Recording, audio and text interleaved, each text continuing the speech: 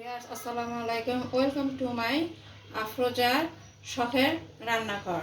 Viewers, আমি এখন করব লাউ দিয়ে পাকোড়া। আমি লাউটাকে কেটে নিয়েছি। এর মধ্যে আমার যা যা লাগছে দিয়ে দেব। একটা কাঁচা পেঁয়াজ কুচি, দুটা মরিচ কুচি, হলুদের গুঁড়া দেব, একটু ধনিয়ার গুঁড়া সামান্য পরিমাণ দেব, ম্যাগি মশলা,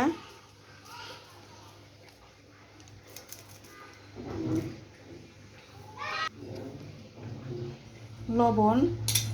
এগুলোকে দিয়ে আমি আগে ভালোভাবে মাখিয়ে নেব।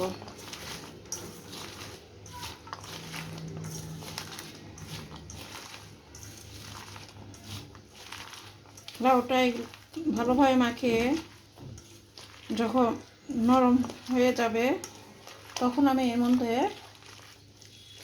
দিয়ে দেব বাইন্ডিংয়ের জন্য চাউলের গুঁড়ি,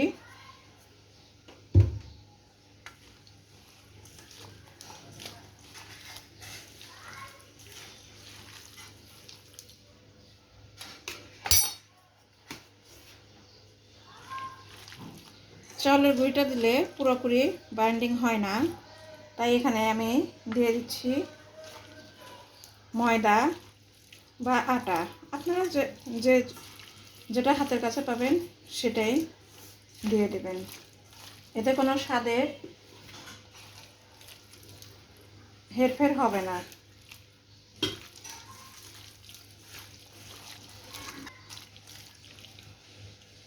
দিয়ে দিচ্ছি 1 চা চামচ কর্নফ্লাওয়ার।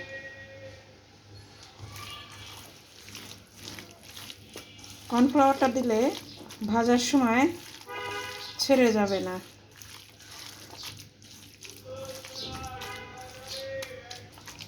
এখন আমি দিয়ে দেব ধনেপাতা কুচি।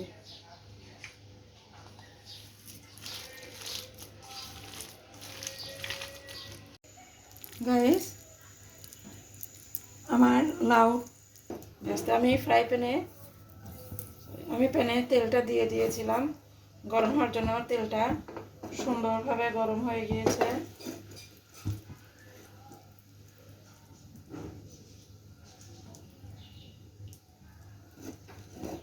এখন আমি দিয়ে দিচ্ছি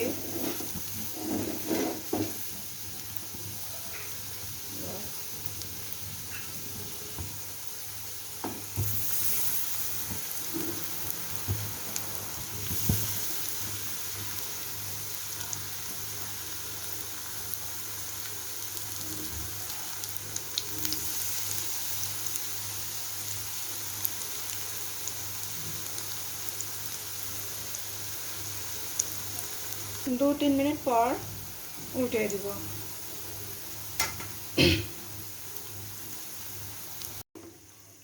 এখন আমি এগুলোকে উল্টে দেব।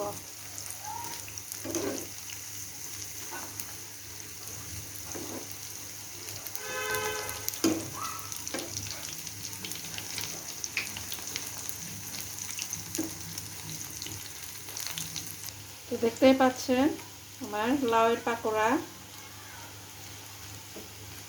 হয়ে আসছে। খুব সুন্দর ফ্লেভার বের হয়েছে। আপনারা বাসায় অবশ্যই ট্রাই করে দেখবেন, আশা করি ভালো লাগবে। আপনাদের শখের রান্নাঘরে সহজ পদ্ধতিতে ঘরোয়া রান্না।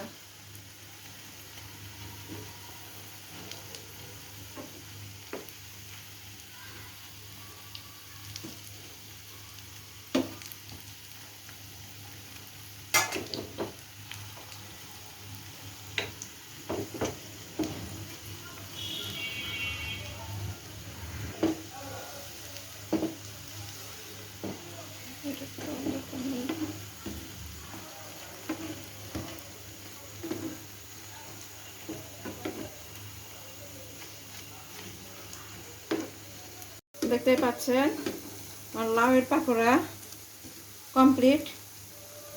এখন আমি এগুলোকে উঠিয়ে নেব। আমরা সবগুলো পাকোড়াকে উঠিয়ে নিয়েছি, দেখতেই পাচ্ছেন। গাইস, কেমন লাগলো লাউয়ের পাকোড়া? আপনারা বাসায় অবশ্যই বানিয়ে খেয়ে দেখবেন, আশা করি খারাপ লাগবে না। এই পাকোড়াটা ভাত দিয়েও খেতে পারবেন, আর যদি হয় বিকেলে 1 কাপ গরম চা আর এই গরম গরম পাকোড়া, তাহলে নিশ্চয়ই মন্দ হয় না গাইস। আপনারা অবশ্যই আমাকে লাইক কমেন্ট করে জানাবেন আর সাবস্ক্রাইব করে আমাদের পাশে থাকবেন। আপনাদের একটা সাবস্ক্রাইব আমাদের কাজ করতে বেশি বেশি উৎসাহ এবং অনুপ্রেরণা জাগায়।